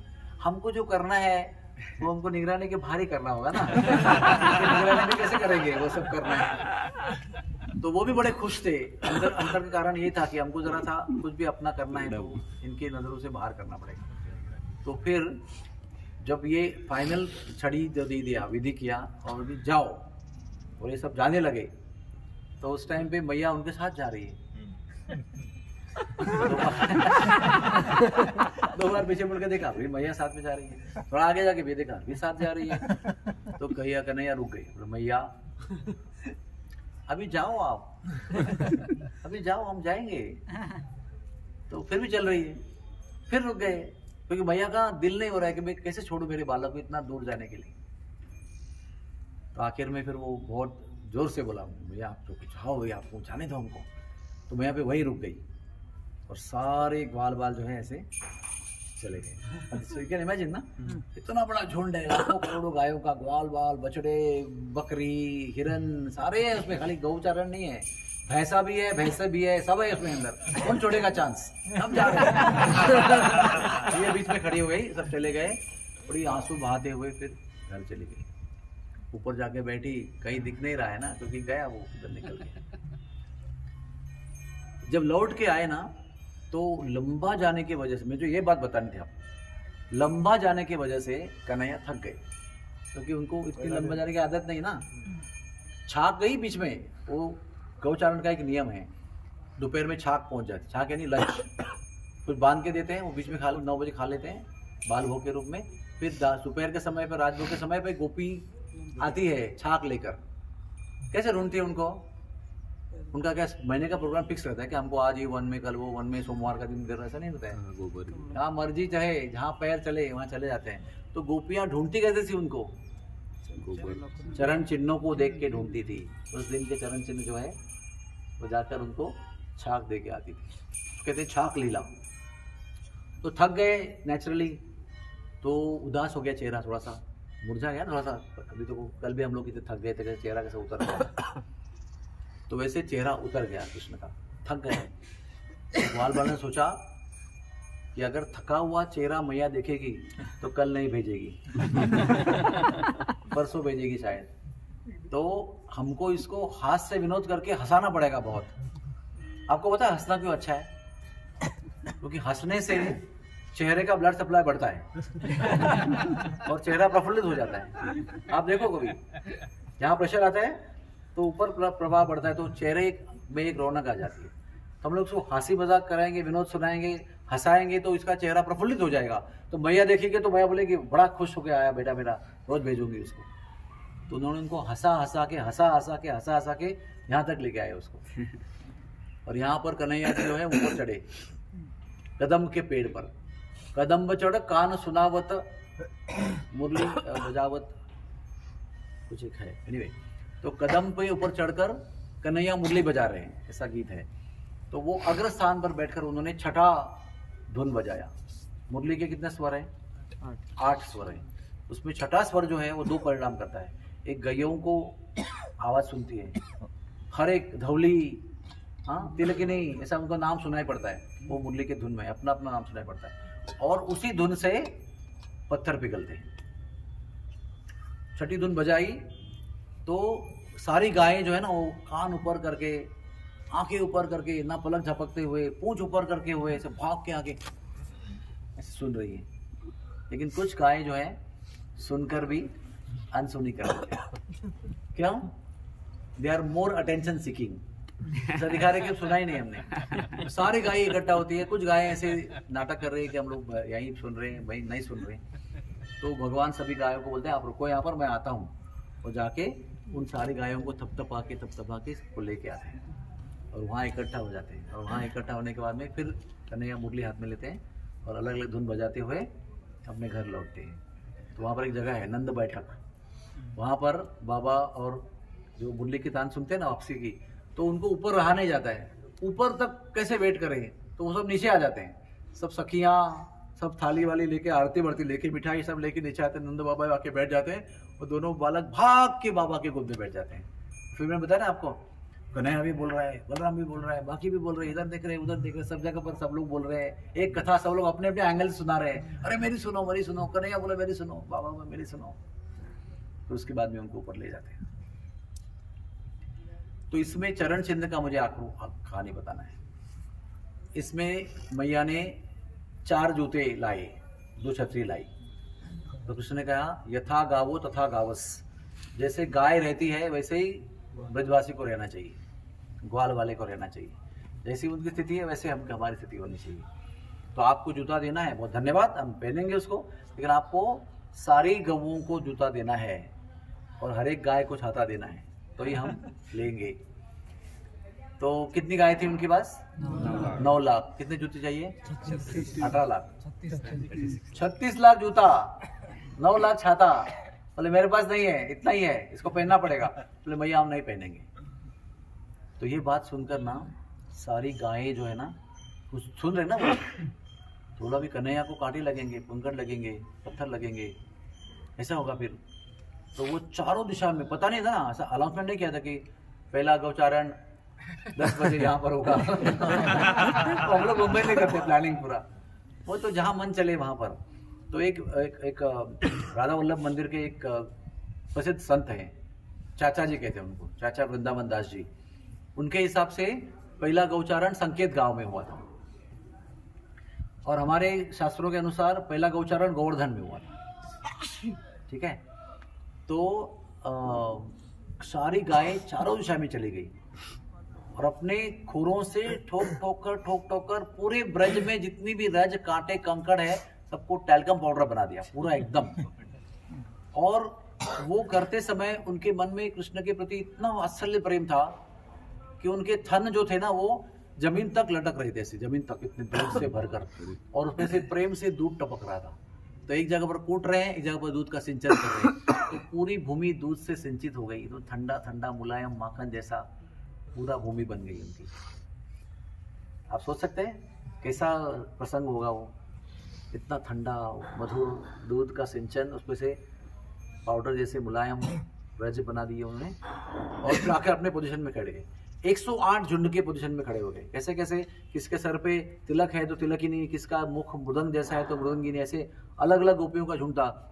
काले, फिर काले पर सफेद धब्बा, फिर सफेद और सफेद पर काला धब्बा, फिर भूरा रंग, फिर भूरे पे सफेद धब्बा, काला धब्बा, ऐसे अनेक अनेक अनेक अनेक उनके गायों के झुंड थे। तो सारे अपने अपने झुंड में खड़े होकर आपस खड़े हो गए। जब कृष्ण भगवान निकले तो ग्वाल बालों ने और गायों ने सब मीटिंग किया कि अभी हमने बनाए हुए मुलायम और गीले ब्रज रज के ऊपर इनके चरण जब गिरेंगे तो क्या बनेंगे? चरण चिन्ह बनेंगे, और ये चरण चिन्ह पूरे ब्रज भूमि का अलंकार होगा। तो हम लोग कोई भी इस पर नहीं चलेंगे, इसको बचा कर चलेंगे। कैसे किया होगा मुझे नहीं पता। इतने करोड़ों गाय, इनके 4-4 पाँव, इतने करोड़ों ग्वाल बाल, फिर उसमें बकरियां, उसमें हिरन, कितने खरगोश, कितने लोग थे, लेकिन फिर भी सब लोग ने मिलकर उन चरण चिन्हों को बचाया। और वही अभी कुछ बचे हुए हैं। तो इसके पहले भी मैया ने कन्हैया को कहा था कि आप वत्सपाल लीला में भी जूता पहन कर जाओ। यशोदा माई कन्हैया को कह रही है कि आप जूता पहनो, आपको कंकड़ लगेंगे, क्योंकि ना कृष्ण भगवान का जो शरीर था, बलराम जी का और कृष्ण का, ये मक्खन से भी अधिक मुलायम था। मक्खन आपने कभी ऐसा हाथ में लिया होगा, तो ऐसा किया ना तो अपनी उंगलियां मिल जाएंगी और मक्खन बाजू में जाएगी, इतना मक्खन मुलायम होता है। आप सोच सकते हैं उनका शरीर उससे भी मुलायम था। तो यशोदा रानी और रोहिणी मैया को सदैव संकोच हुआ करता था कि इनको कैसे उठाएं। समझ आपको? बालक को उठाना था, कांख में से उठा ना, तो कांख में से उठाएंगे तो उंगलियां मिलती थी, तो सोचती थी हमारी उंगलियां कितनी सख्त है, उनके कितने कोमल शरीर को कष्ट होता होगा, इसलिए उठाने में भी संकोच करती थी। इतना कोमल शरीर था। अभी ये चरण कमल इतने कोमल है, तो रोज यशोदा को चिंता होती थी कि कहीं लगेगा तो। और कहते थे कि उनके चरण कमल ऐसे उंगली लगाएंगे ना तो लाल होता था वो, इतना कोमल उनका चरण कमल। तो वो बार बार कहती थी। तो कृष्ण भगवान ने क्या जवाब दिया पता है आपको?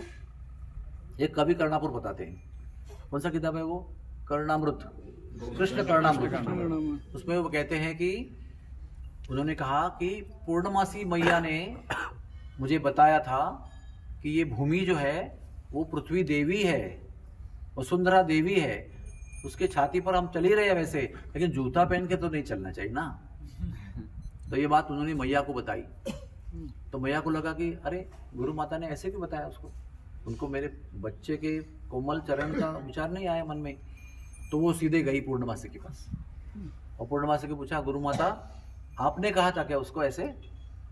तो मैंने कहा तो जरूर था, लेकिन बालक को समझ में आएगा ऐसा कारण मैंने बता दिया, लेकिन उसका वास्तविक कारण ये नहीं है कि कृष्ण ने जूता क्यों नहीं पहनना चाहिए। कारण वास्तविक उसका ये है कि जब कृष्ण चलते हैं तो उनके चरण कमल जहां जहां पड़ते हैं वही वसुंधरा को जीवन प्राप्ति होती है। जीवन का लाइफ जो शक्ति है, प्राण शक्ति, वो उनके चरणों से प्राप्त होती है।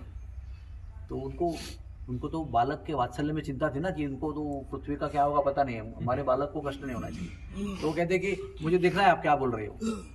तो पूर्णमासी हाथ पकड़ के यशोदा को ले गई है और दिखाया, देखो अभी अभी कृष्ण यहाँ गया ना, एक दिन जाने के बाद में उसके पीछे पीछे गए और चरण कमल देखा। चरण कमल जहाँ पड़ा है वहाँ गोल्डन एफल्जेंट बॉर्डर है, और जहाँ चरण कमल गिरा है वहाँ वेजिटेशंस ग्रो हो गए। ऐसा साक्षात दर्शन कराया। तो यशोदा मैया एकदम शांत हो गई, बोला कि ये अगर ब्रजभूमि का प्राण है, प्राण शक्ति का स्रोत है, तो फिर ठीक है, मैं जिद नहीं करूँगी।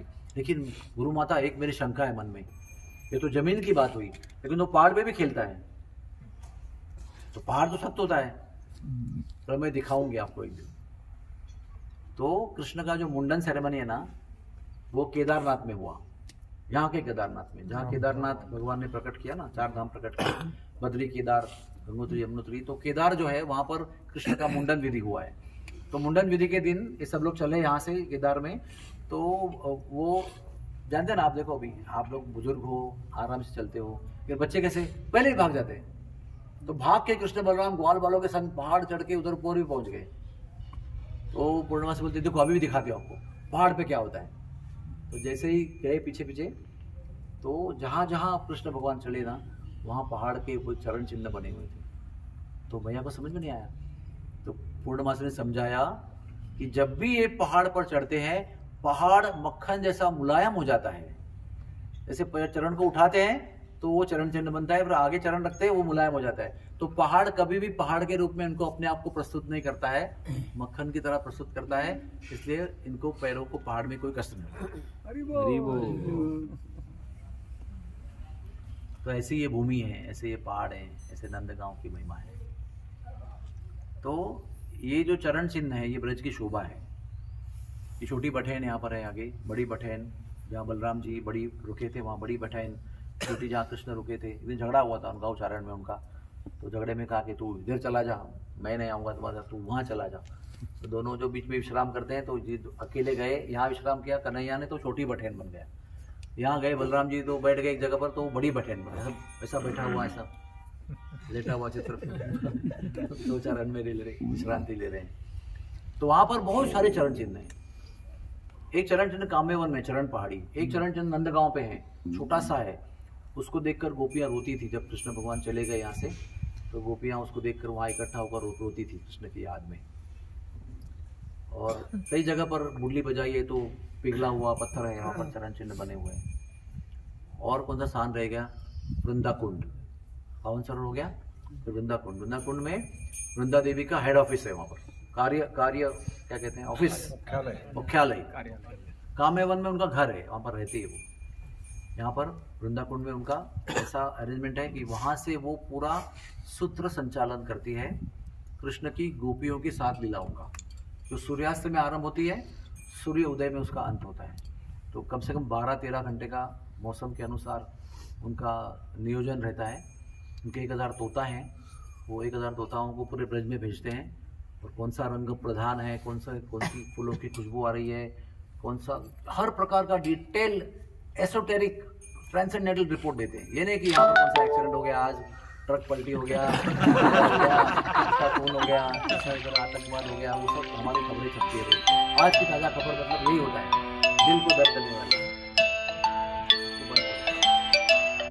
तो ये खबर कैसे लाते हैं, कौन सा फूल कौन से वन में खिल रहा है, कौन सा सुगंध कौन से वन में खिल रहा है, इस प्रकार का रिपोर्ट लेके आते हैं। तो सारा रिपोर्ट जो है 1000 तोता वृंदा देवी को देते हैं, वृंदा देवी इसको प्रोसेस करती है, उसका निचोड़ जो है वो ललिता विशाखा को बताती है। फिर ललिता विशाखा तय करती है इन प्रिंसिपल कि आज की लीला भांडेर वन में होनी। तो ये इतना सारा क्या कहते हैं उसको, कॉन्सेंट्रेट मैसेज जो है उसको लेकर वृंदा देवी उसका पूरा आयोजन करती है, डिटेल में आयोजन करती है।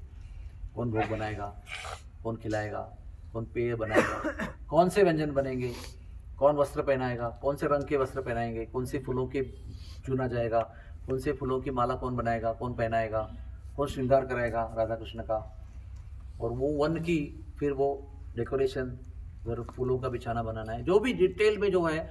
यहाँ तक कि चित्रा सखी पेड़ों से बात करती है कि तुमको इस लीला में क्या करना है, पक्षियों से बात करती है तुमको यहाँ में कौन सी आवाज में कब बोलना है, पेड़ों को बताती है कब दंडवत करना है, पेड़ खड़े दंडवत करते हैं फिर खड़े हो जाते हैं। ये सब ब्रज में होता है, ब्रज में अद्भुत है सब कुछ। तो ये पूरा विस्तार पूर्वक नियोजन 1 घंटे का नहीं 12-13 घंटे का हर रोज करते हैं, दिन भर व्यस्त रहते हैं। तो वृंदा देवी का नेतृत्व में वो काम होता है। ललिता विशाखा प्रधान क्या कहते हैं मैसेज गिवर है, वृंदा देवी प्रधान आयोजिका है, सारा आयोजन करते हैं, सारे सखियों को, मंजरियों को, किंकरियों को, सहचरियों को, सबको सेवा देती है। वो सबको सेवा देने के बाद ये आरंभ होता है काम। तो ये वृंदा देवी का जो मंदिर है यहाँ पर, वो हाथ में उनका विचक्षण तोता जो है वो हाथ में main the leader of parrot. और बताइए कोई प्रश्न है आपका?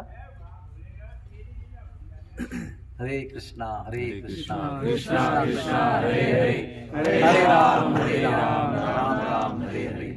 तो ऐसे नंद भाव का भवन का जो दर्शन है वो पारिवारिक दर्शन है पूरा।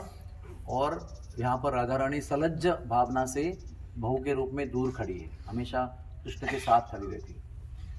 तो कृष्ण का विवाह हुआ है ये भी सत्य है, कृष्ण का विवाह नहीं हुआ है ये भी सत्य है। All the contradictions they get resolved in the personality of Godhead.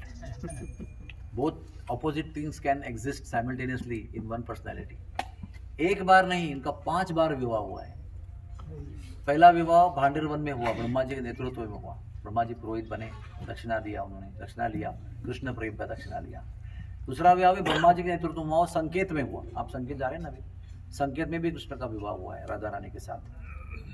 तीसरा विवाह जो हुआ वो नंदगांव में हुआ, चौथा वृंदावन में हुआ और 5वां बरसाने में हुआ। ये 5 विवाह कृष्ण के हुए हैं। और